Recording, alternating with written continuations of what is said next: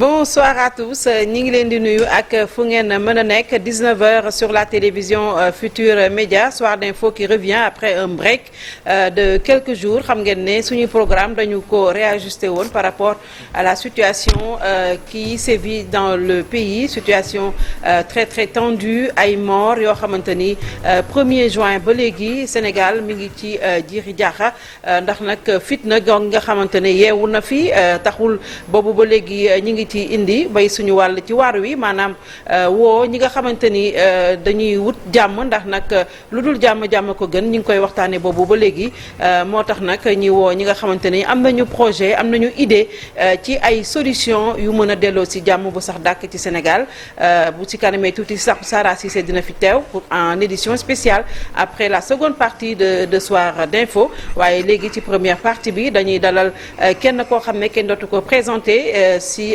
théâtre bu Sénégal moom ñu koy wax Pape Faye di artiste comédien ñu ngi lay nuyu di la dalal jàmm ci plateau Soir d'Info. Merci Binta maa ngi lay nuyu tamit di leen remercier ci invitation bi nga xamante ni aujourd'hui ku nekk xam na Sénégal état d'âme bi mu tollu tey ba tax ñu wut saafara ñun ñëpp pour que yëpp mun a dal ci jàmm.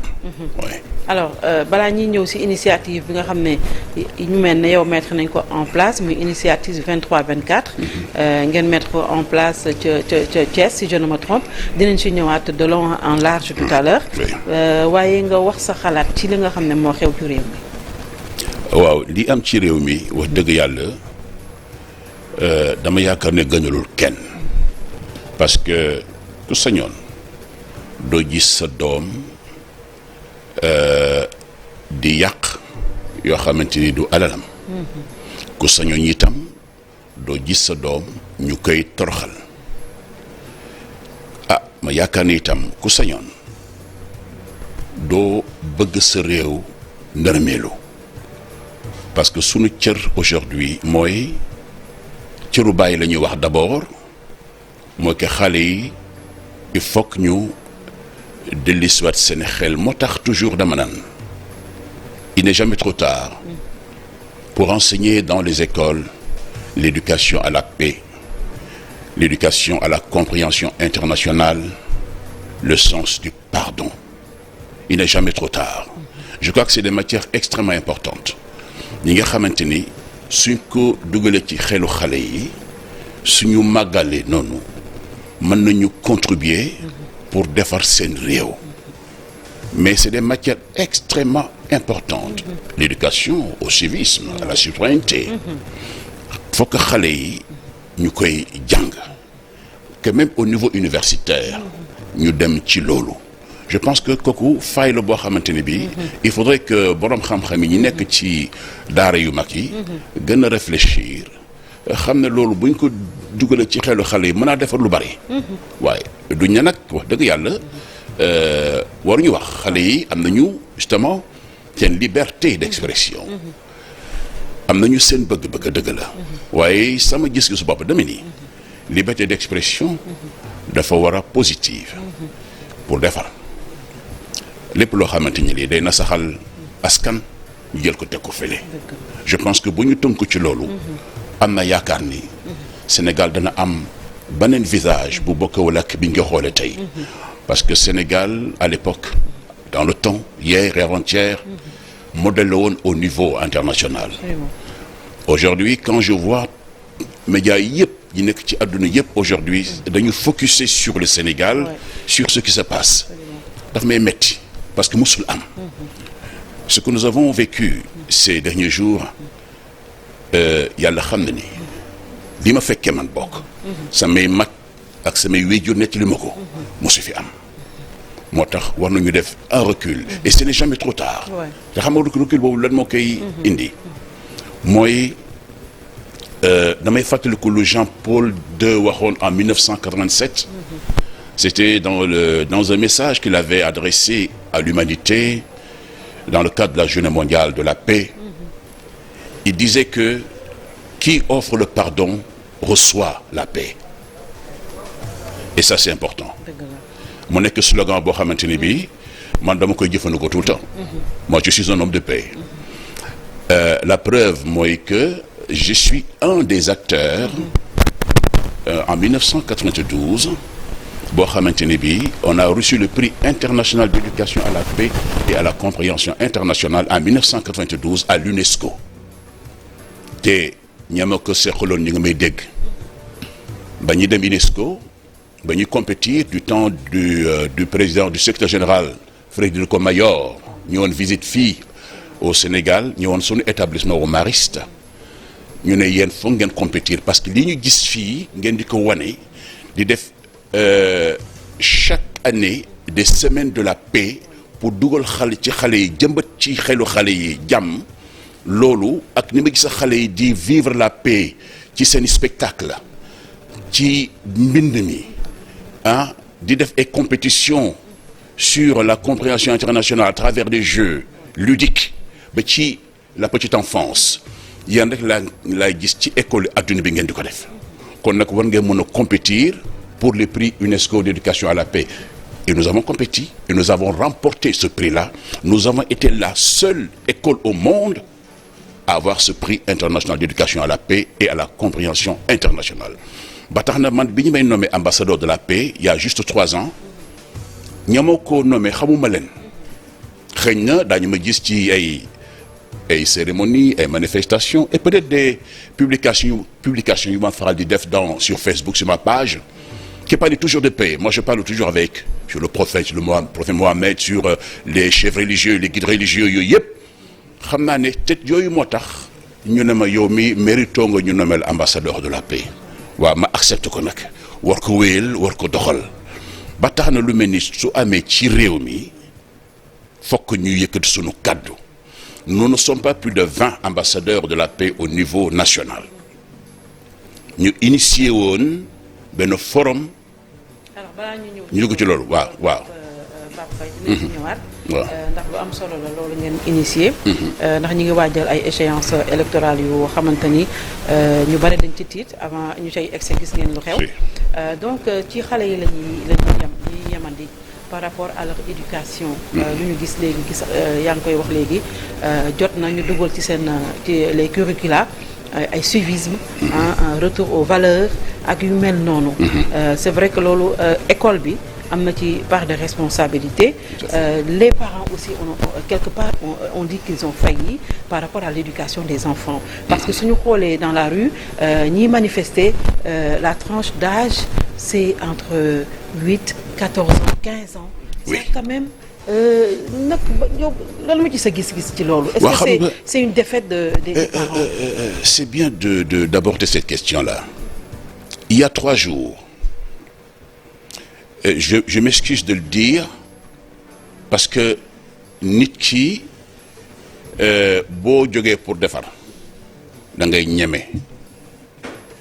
Il y a 3 jours damay doxantu ci benn mbedd je veux pas citer le quartier gis ay xale gàddu ay sac def ci ay bagages mu wóor ma ne jënduñu ko moomuñu ko ma taxaw affaire bi yéeme moi j'ai dit mais attends ñii lu ñuy def nii ñu ne nag dafa am benn je veux pas citer le nom dafa am benn grande surface boo xamante ni dañu ko yàqate après ñu jël ay bagages du yóbbu.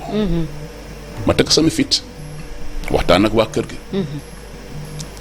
ne leen li ma gis xale yi dugal fii. lu tax am kenn ki ne ma pourtant day wax dëgg yàlla dañoo wax ba sonn ma ne leen war leen nangu. ñu jël ay bagages. yu ñu moomul di ko yeb di ko dugal ci kër gi fii loolu baaxul. xale dafa am nuñ koy yare dafa am nuñ koy fuñ koy teg. yu mel ni su amee jël leen bagages yooyu yëpp su ngeen ko mënut a delloo. parce que foofu dañ ko rajaxe ngeen saraxe ko. parce que lekk ko sax baaxul.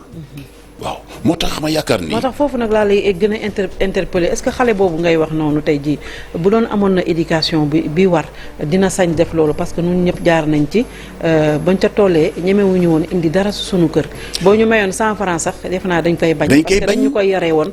ci biir kër ga la. xale boobu tey moo manqué d'éducation. Effectivement bon je me suis renseigné bon après je connais le niveau d'éducation de ce jeune-là. Bon sorewul ci njàng. Un peu livré peut-être à lui-même. Bon mais j'ai dit il n'est jamais trop tard pour redresser les enfants. Et que moi je suis prêt ñu mel noonu. ñu regrouper leen. quelque part defal leen ay séance de formation. pour ñu xam lan mooy àdduna.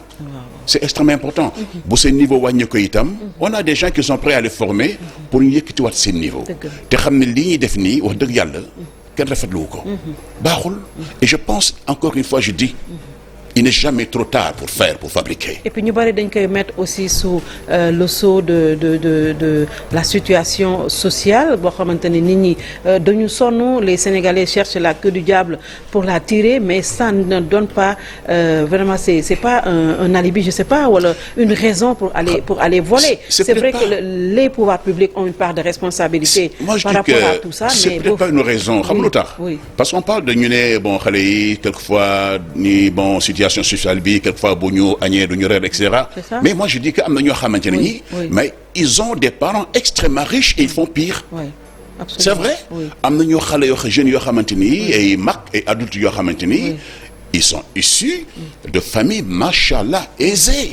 Mais teewul dañuy def njombe toujours. Mais moi je dis toujours que c'est un problème d'éducation. Il faut jamais se lasser. D'amener les jeunes ba sama morom ñi sax à la raison parce qu'il n'est jamais trop tard ñu xam ne ñoom mag foofu quelquefois dañuy def ay njombe mais dañuy wax ak ñoom taaj leen ci géew ci penc ñu wax ak ñoom. Et puis xale bi nga xamante ne aussi ñun bi ñu nekkee je vais prendre exemple su ñun. parce que on est passé par là bi ñuy jàng école. on nous mettait toujours dans la tête que da nga war a réussir da nga war a liggéey pour mu yor sa bopp ëllëg mais aujourd'hui da ngay gis xale bi nu muy teelee bàyyi école parce que dafay dem uti xaalis très tôt te bëgg ko dans la facilité te da ngay dem dans le petit commerce par exemple koo fay fekk ce sont les autres nationalités les parents duñu yoola ñenn ñi bokk duñu inculquer à l'enfant que da nga war a jàng ba egsi fii même bu méttee parce que ñun ñëpp jaar nañu ci méttit ñun ñëpp jaar nañu ci bu ñu añee duñu reer wala ñuy jàng avec des bougies on a appris dans des difficultés mais ça nous a pas permis vraiment de nous densifier des egsi tey fi nga xamante ni suñuy parents ça c'est une responsabilité encore une fois qui incombe aux parents parce que li tax mooy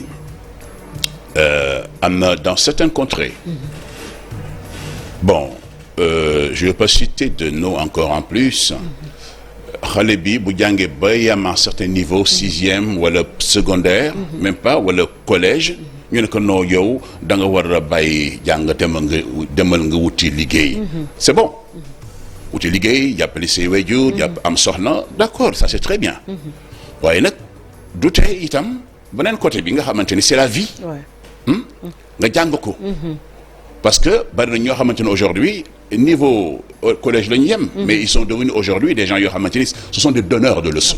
Je pense que il suffit pas de dire à l'enfant jàng ba am entre en sixième ça suffit va aller faire la pêche non day indi beneen mentalité da lay wut loo da nga bëgg a xaalis da ngay bëgg a xaalis tout de suite parce que tu te dis mais tiens je suis avec mes amis je suis avec ñi ma am mes amis de la même classe d'âge am nañu jabar am nañu kër donc moi j'abandonne tout je fais comme eux et souvent quelquefois bari na ci parents yoo xamante ni ñoo koy inculquer dans la tête des enfants et ce n'est pas ça la solution la solution moo di encourager la performance du point de vue du savoir, de l'intellect.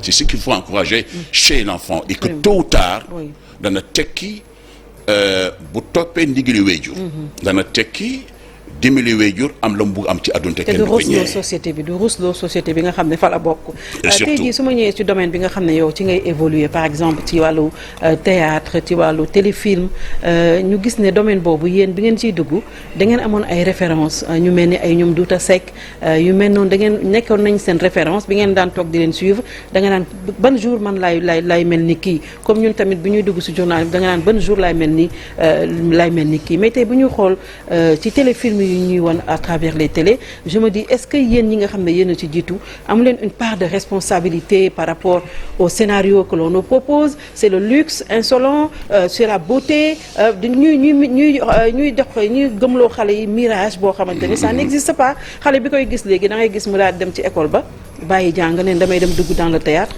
alors que amu ci loolu c'était pas son rôle wala elle n'était pas destinée à ça ou il n'était pas destiné à ça. Oui, est-ce que loolu am leen pas de responsabilité aussi par rapport à ça. Oui, xam nga pas plus tard qu'aujourd'hui quelqu'un m'a posé la question en me disant je ne vois plus de Douta Seck au Sénégal. Oui. Ma ne ko à juste raison, je ne vois plus de Doura Mané, je ne vois plus de Jean-Pierre Leurs, Ismaïla Cissé, etc. J'ai dit Omar Seck, j'ai dit mais tiens, pourtant am na fi sax waaye dafa am lu biaisé un peu la formation. Alors nous, du point de vue de la création dramatique, soo xoolee bindkat yi nga xamante ñoom la ñuy interpréter seen œuvre sur la scène, mais c'est des plumes de qualité. Comme mel ni Aliou Badara Bey, pour ne pas le citer. Tout ce qu'il écrit, c'est pour valoriser notre patrimoine historique. Absolument. Ah, ñu koy encourager encore une fois. di ko ñaanal gudd fan itam parce que référence la du point de vue théâtre, etc. C'est un homme de valeur. Quand il écrit nga defe c'est un historien. Absolument. Mais c'est sa curiosité intellectuelle moo ko yóbbu foofu la. Alors donc ñu mel noonu ils sont nombreux. Cheikh Aliou Ndao, etc. Comme auteur, je veux citer des gens comme Maro Bafal, etc. qui font un travail extraordinaire dans ce domaine-là. Et pas plus tard que il y a une semaine, on a interprété Aline Sitoé Diatta. Voilà. Et valeur la yoo xamante ni ñi ngi fi. Alors xale yi aujourd'hui ñun mënuñu lu dul di leen woo ne leen fii ak fii ngeen di teg seen tànk parce que mooy suñu cër aujourd'hui moo tax duñu tàyyi di leen defal formation ñu ngi si aujourd'hui boo demoon fu mel ni Dakar ba tey jii xëy na peut-être que événement yi moo tax tey ñu xaw a reculer nga dem fu mel ni Pikine nga dem fu mel ni kii Guédiawaye, tu vas à Rufisque, tu vas partout au Sénégal dans toutes les régions où il y a des cellules de formation ARCOT. ñi ngi fay def ay formation te formation yi man li may leen di wax toujours moo di bu leen def mukk wala jëf mukk lu ñaaw loo xamante ni bu tegoo ci seen der du dañ ba faw da leen di yàq. Absolument. On a vu des artistes aujourd'hui dañu mujj machallah voilà ils sont de l'autre bout du monde parce que on les a entraînés dans de la poubelle, dans la saleté, etc. Ils avaient interprété des rôles, ils savaient pas.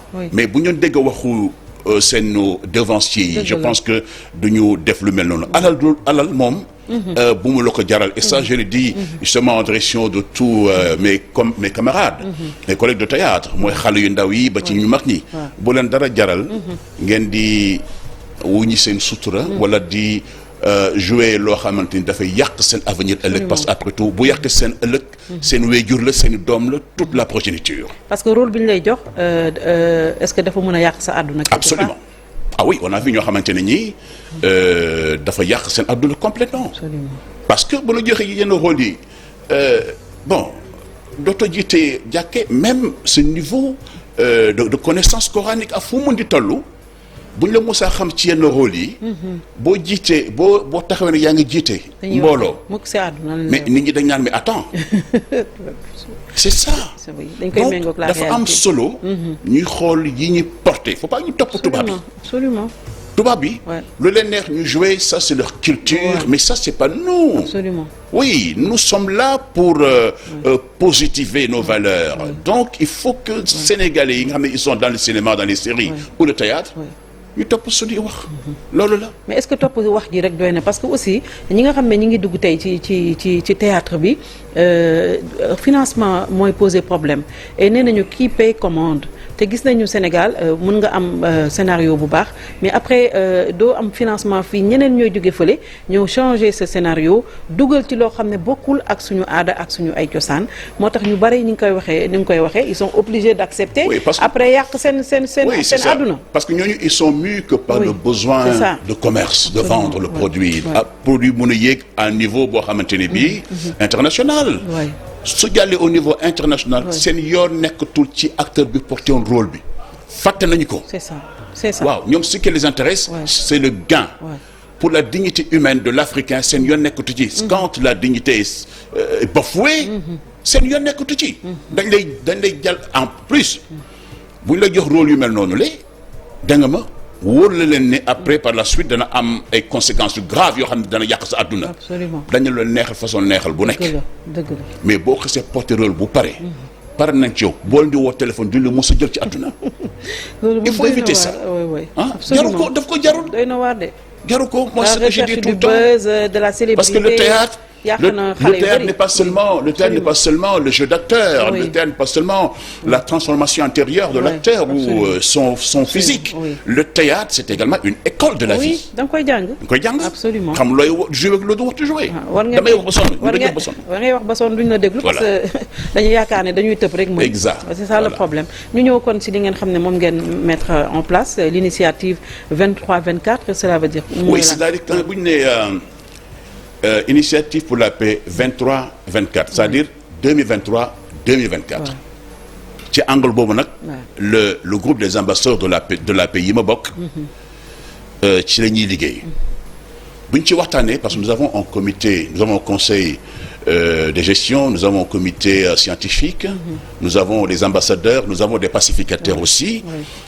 bi ñu ci waxtaanee dañu ne réew mi toll na foo xamante ni fii il faut que ñun yëkkati suñu baat ñëpp dégg on n'est pas ambassadeur pour rien. Parce que sinon boo dul wax mais amul benn njariñ. on te nomme ambassadeur pour la paix. te doo wax. il faut nga wax. doo wax ci jàmm réew mi. déedéet mënul ne. mais amul sens. sinon nga tekki brassard bi joxe ko. dëgg la jël diplôme bi delloo ko. dëgg la loolu la ba tax na dañu wax ne dañuy amal benn forum bu mag. sur la paix et la stabilité sociale. ba ñu ko nasee am na ça fait plus de 2 mois. bien avant les événements. bien avant les événements. alors ñu ne nag comme réew mi dafa am njiit du ñu def forum bu mel noonu mukk te tàgguwuñu ko. on pouvait le faire.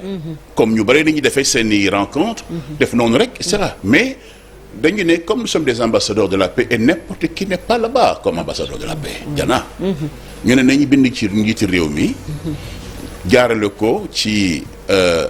présidente du dialogue du comment on appelle dialogue Innocence Ntap di sunu xarit di ko baax itam waxtaan ceeg moom des bureaux waxtaan ceeg moom parce que bi ñu tappal ndombal tant ambassadeur moom moo teewoon y avait le colonel Moumar Gueye Kalidou Kassé le président Cheikh Tidiane Mbaye que je salue au passage c'est lui le coordonnateur c'est le président national et Mikaël Mbaye c'est le coordonnateur national moi je m'occupe que de l'aspect communication et porte-parole voilà bi ñu ci waxtaanee ñu def courrier bi jox ko jaaral ko présidence nag doon xaar ñu am réponse su njiiti réew mi waaye dañu ne jamono yi quoique jotaguñu sax tontu ah mais xam naa ne le président il est dans de bonnes dispositions pour accompagner une telle initiative ça c'est clair absolument bon ñu ne nañ ko comprendre parce que réew mi fi mu toll la te amul jot parce que président de la République il faut ñu comprendre ko aussi ñu ne nag nañ ko lancé moo tax ñu lancé ko à Thiès.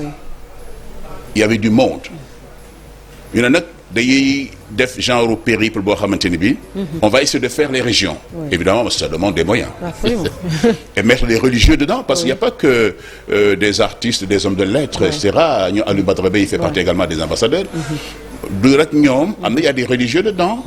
ak ñoo xamante ni ñi c'est des communicateurs traditionnels ils sont dedans parce que jàmm la ñu wax ci réew mi. ñu ne su ko defee nag.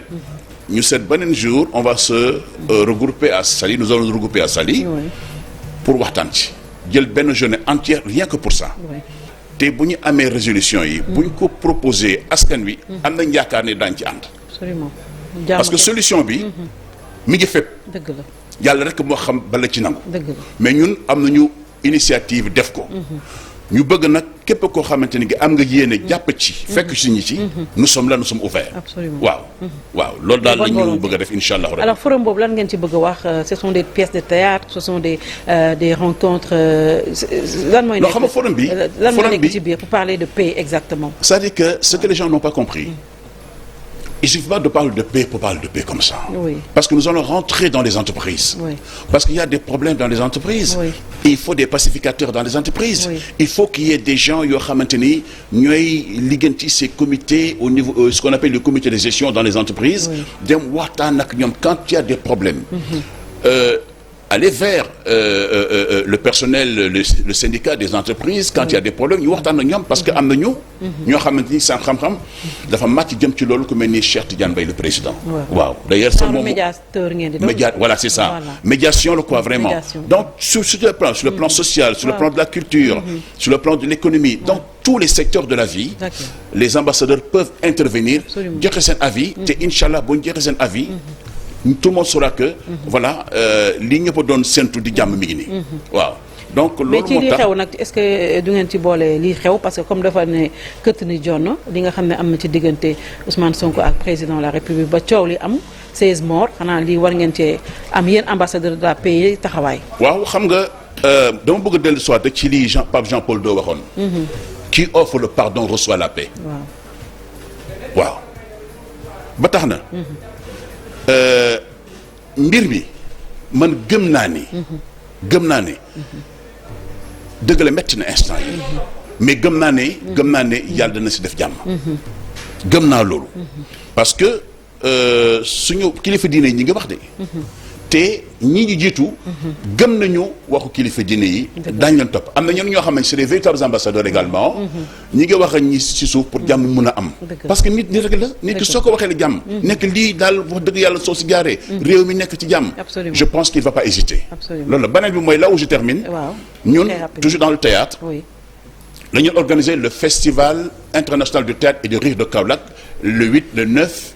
et le 10 juin sur le thème éduquer à la paix et à la citoyenneté mais bien que thème bi dafa coïncider d'actualité mais dañ koy pousse parce que le préfet moo ñu ne lii ma leen di ñaan rek ngeen pousse ko ba ay fan rek ngeen defaat ko incha allah rabbi ñu ngi lay gërëm bu baax Pape Faye di artiste comédien ci réew mi def fi lu baax wax fi lu baax ba ñu def ko ambassadeur de la paix ñu mel ni kon la ñu soxla ñu ay royuwaay dañuy daal dem publicité gannaaw publicité yi sama rakk ju baax jee moom itam nga xam ne ci lu baax rek la dëkkee Mamadou Mohamed Ndiaye dina fi teew pour le journal